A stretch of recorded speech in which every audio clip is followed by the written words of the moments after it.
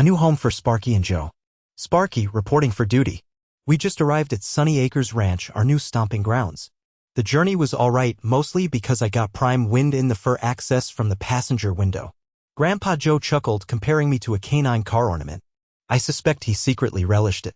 He'd been unusually quiet lately, but the instant we hit that long, pebbled driveway winding up to the house, I noticed a renewed glint in his eyes. The ranch house sprawled invitingly, a single-story structure bathed in cheerful yellow. Yet it was the land that truly captivated him. "Just look at that, Sparky," he breathed, his voice thick with emotion. "Room to roam." Exactly what the doctor ordered.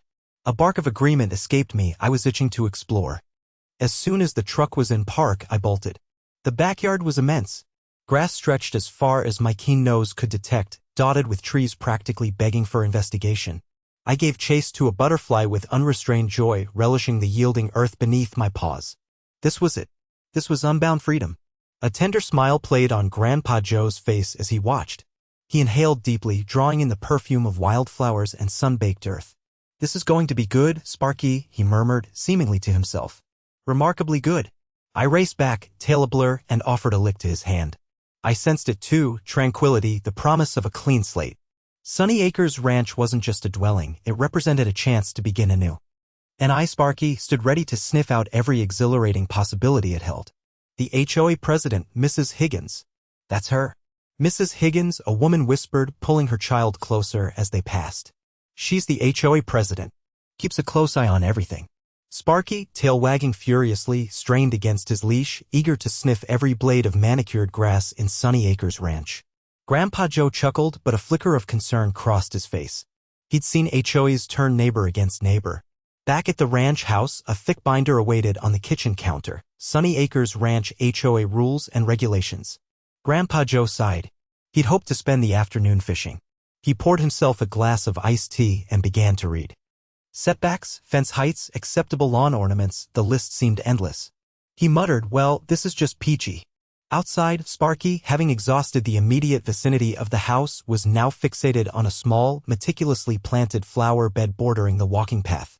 A bright red sign, almost comically large, jutted out, "No trespassing. Private property."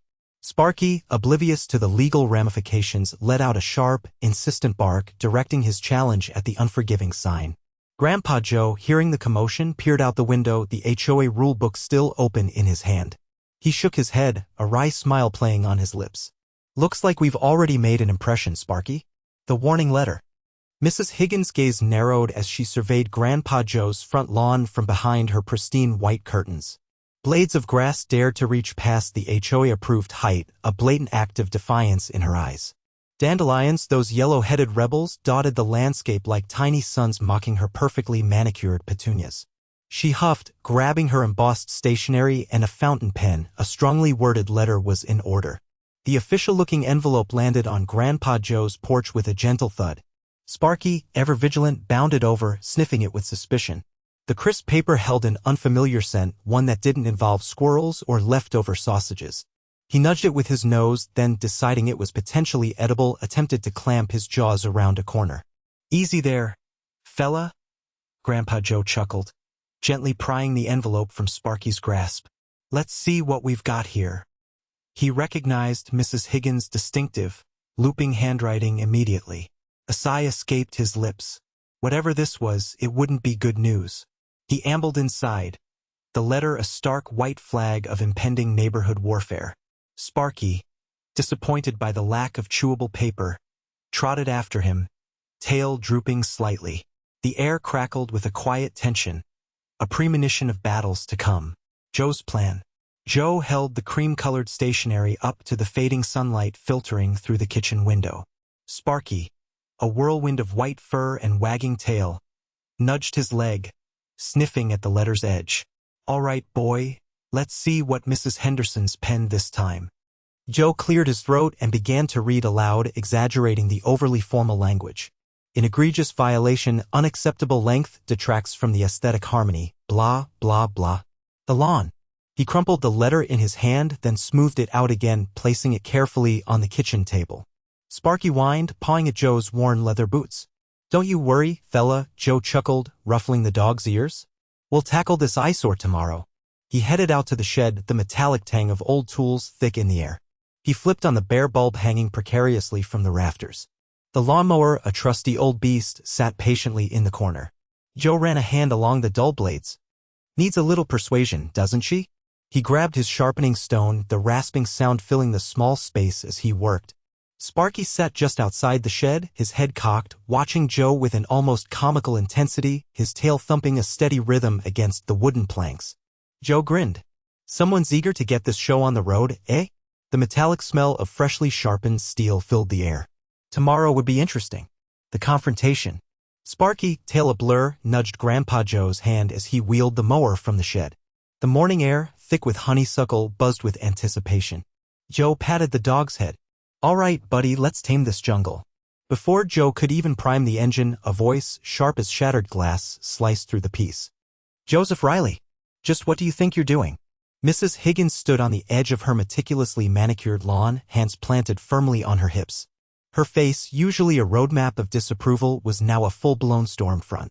Morning, Patricia, Joe said, his voice a calm island in the brewing tempest. Just about to give the grass a trim. A trim, she shrieked. That eyesore is a disgrace. It's a haven for rodents, a testament to your utter disregard for the neighborhood bylaws. Sparky, sensing Joe's shift in demeanor, let out a low growl, his hackles raised. Joe placed a hand on Sparky's back, a silent command for restraint. Now, Patricia, let's not get ourselves all worked up. The grass got a little long, I admit. I've been busy. Busy ignoring your responsibilities, more like. The HOA has received multiple complaints. This isn't some backwoods farm, Joseph. This is a community with standards. Her voice rose another octave. I demand you get that jungle cut immediately. The threat.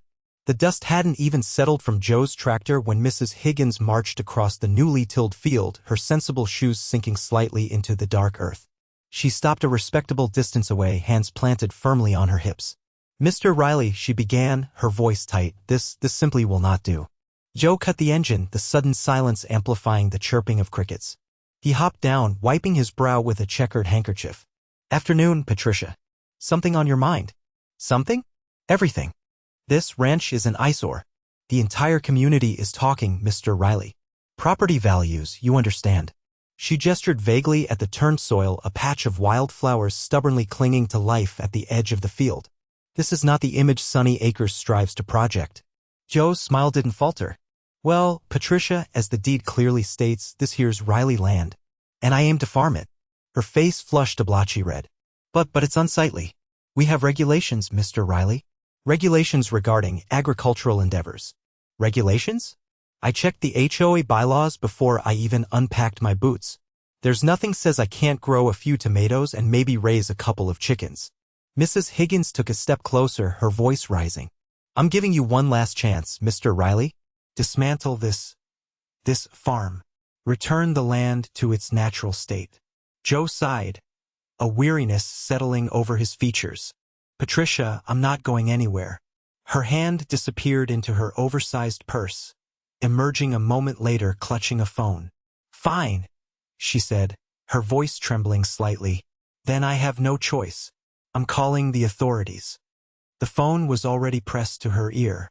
Yes, hello? I'd like to report a disturbance. 911. Patricia Higgins gripped the phone, her knuckles white. Yes, I need to report a trespasser. On Sunny Acres Ranch. Riley, Joseph Riley. He's disturbing the peace.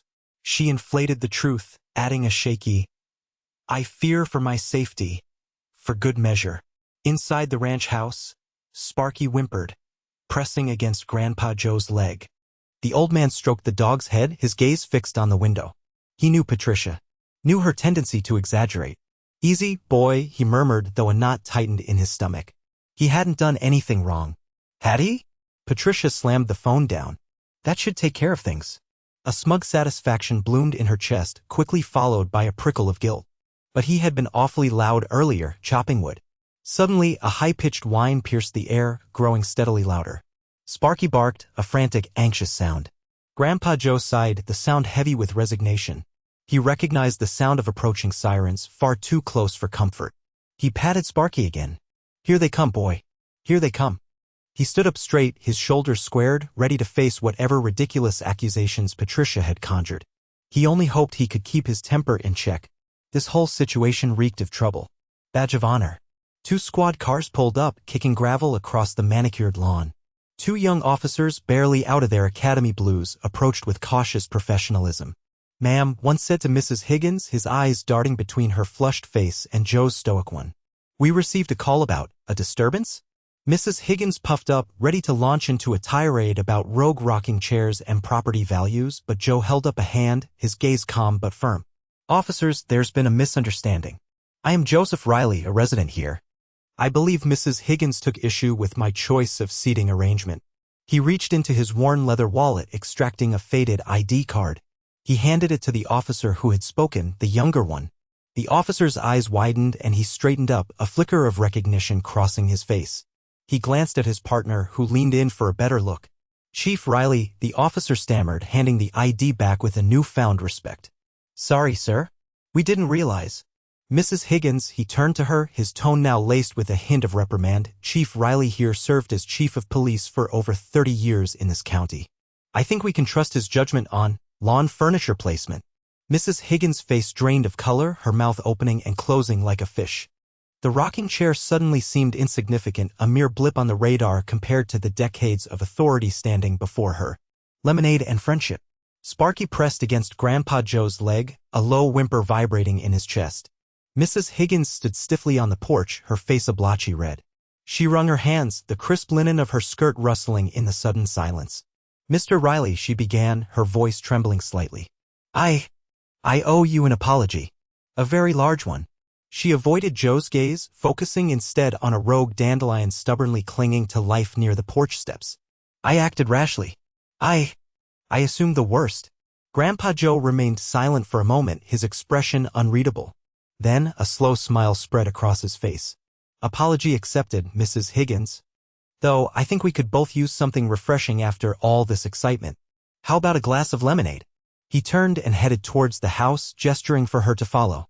"Homemade, of course. My secret recipe. Helps calm the nerves, you know." Inside, the scent of lemons hung in the air. Joe poured 2 glasses, the ice clinking merrily. He handed one to Mrs. Higgins, who accepted it with a grateful nod. They sat on the porch swing, the rhythmic creaking a soothing counterpoint to the earlier tension.